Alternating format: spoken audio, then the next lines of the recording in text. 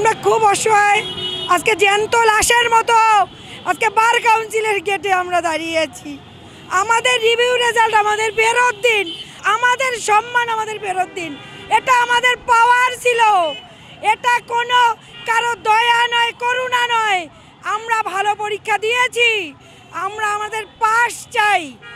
আপনারা রিভিউ করেছেন না কি করেছেন না গ্রেস দিতে আমি কিচ্ছু জানি না। 1914 জনকে পাস দিতে হবে। কি অপরাধ ছিল আমাদের? আজকে এই প্রতীকী নয়, এটা আমরা 1914 জনই আমরা আজকে মৃত, জীবন্ত মৃত। আজকে আপনাদের বার কাউন্সিলের দুয়ারে দাঁড়িয়ে আছি। কি অপরাধ ছিল আমাদেরকে বলতে পারবেন কি? যে আজকে এই প্রতীকীর মতো এটা তো জীবন্ত লাশ, সেই লাশকে নিয়ে আমাদের কি অপরাধ ছিল বলতে পারবেন কি? আমরা রিভিউ করেছি, এটাই কি আমাদের অপরাধ ছিল? যে এই অপরাধের কারণে আজকে আমাদেরকে বার কাউন্সিলের মতো জায়গায় মান সম্মান সব কিছু ধূলিসাৎ হয়ে গেছে। আমাদের একটাই অনুরোধ, আমরা কোনো কিছুই মানি না, বুঝি না, চাই না, শুধু চাই আমাদের রিভিউ রেজাল্ট বহাল চাই। আমাদের 1914 জনকে রেখেই আপনারা বিবেচনা করুন গোটা বাংলাদেশের আইনজীবীকে।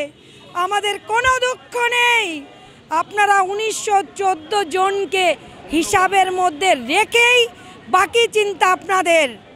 এতে আমি বারবার বলছি, গোটা বাংলাদেশ আইনজীবী হলেও আমাদের কোনো দুঃখ নেই। আজকে আমরা সবাই জীবন্ত লাশ হয়ে এই বার কাউন্সিলের দরজায় ভিখারির মতো দাঁড়িয়েছি। আমাদেরকে ভিক্ষা দিন, আমাদের রিভিউ রেজাল্ট পূর্ণ বহাল করুন, আমাদের সম্মান ফেরত দিন, আমাদের পরিবারের সম্মানকে ফেরত দিন। বাংলাদেশের এমন বার কাউন্সিলের ইতিহাসে একটা বিরল ঘটনা। একবার ঘোষণা দিয়ে এই ঘোষণা আবার স্থগিত করা হয়, যা ছিল সাক্ষ্য আইনের 115 দ্বারা স্বকার্যজনিত বাধা, এস্টুপেল নীতির প্রতিবন্ধকতা। কোনো কার্যবিরতি এবং ঘোষণার দ্বারা কাউকে কোনো কিছু বিশ্বাস করালে তার পুনরায় বাতিল করা যায় না, এটা আমাদের আইনের প্রতিবন্ধকতা আছে।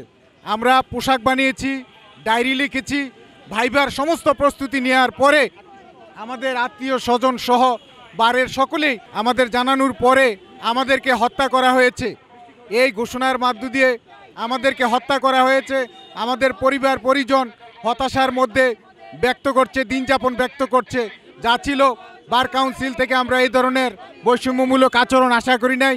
আমাদের প্রাণের দাবি রিভিউ রেজাল্ট বহাল করে আমাদের ভাইবার তারিখ ঘোষণা করার জন্য আমরা বিনীতভাবে বার কাউন্সিলের কাছে অনুরোধ জানাচ্ছি, স্বনির্বন্ধ অনুরোধ জানাচ্ছি। আমাদের প্রাণের দাবি, বার কাউন্সিল আমাদের অভিভাবক, আমরা বার কাউন্সিলের সন্তানের মতো আমাদের এই প্রাণের আকুতিগুলা মিনতিগুলা অবশ্যই বার কাউন্সিল শুনবে বলে আমরা আশা ও বিশ্বাস করি। গত 18-11 আমাদের রিভিউ রেজাল্ট ফলাফল দিয়েছিল, আবার 23 তারিখে বাতিল করেছে। আমরা পুনরায় আবার এই ফলাফলটা চাই। আমরা এই রেজাল্ট না পাইলে আমাদের জীবনে আমরা কি করব? আমরা ভবিষ্যতের জন্য আমরা আইন পেশা থাকতে পারি, সেই জন্য আমাদের রিভিউ রেজাল্টটা বহাল রেখে আমাদেরকে ন্যায় বিচারের স্বার্থে, ন্যায় প্রণয়নের স্বার্থে আমাদের রিভিউ রেজাল্টটা বহাল রাখার জন্য বিনীতভাবে অনুরোধ করছি বার কাউন্সিলের কাছে। বার কাউন্সিলের কর্তৃপক্ষকে বিনীতভাবে অনুরোধ করছি, আমরা সামাজিকভাবে আত্মসম্মান নিয়ে এখন চলাফেরা অনেক কঠিন হয়ে গিয়েছে। আমাদের এই রিভিউ রেজাল্টটা বহাল করা হোক এবং আমাদের সামাজিকভাবে চলাফেরা করার জন্য বার কাউন্সিল কর্তৃপক্ষ যাতে এটা সুষ্ঠুভাবে এবং সুবিবেচনা করে, সেদিক থেকে আমি তাদের প্রতি উদারত আহ্বান জানাচ্ছি, আমাদেরকে রিভিউ রেজাল্টটা বহাল করা হোক।